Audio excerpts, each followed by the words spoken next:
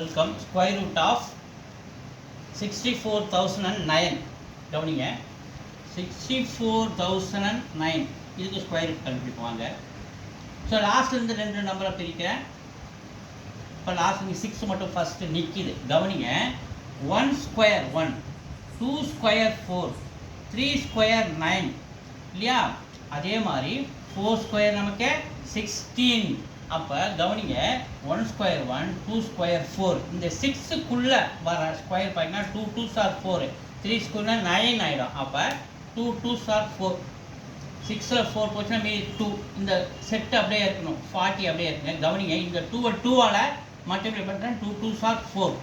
இங்கே ஒரு நம்பர் போடுறோம், அதே நம்பர் நம்ம இங்கே போடுறோம். கவனிங்க 240 5 டைம்ஸு, இங்கே ஒரு 5 போடுறேன். 5 × 5 25, ரிமைண்டர் 2, 4 5s are 20, ஒரு 2 22, 240ல் 225 போட்டேன், ரிமைண்டர் 15.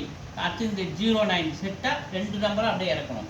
ஸோ அடுத்தது இந்த 4 அப்படியே வச்சுக்கிறேன், 5ஐ 2ஆல் மல்டிப்ளை பண்ணுறேன். 5 2s are 10, 10க்கு 0 சேர்த்துக்கணும். அந்த 10ல் இருக்கிற அந்த யூனிட்டை அந்த 10th இருக்கிற 1 இது கூட சேர்த்துக்கணும். 4 ஒரு 1 5 அப்படி நம்ம போட்டுக்கணும். அடுத்தது இங்கே பக்கத்தில் நீங்கள் என்ன நம்பர் போடுறீங்களோ அந்த நம்பர் இங்கே போடணும். கவனிங்க இங்கே 3 போடுறேன், இங்கேயும் 3 போடுறேன். 3 × 3 9, 3 கூட 0 மல்டிப்ளை பண்ணால் 0, 3 × 5 15.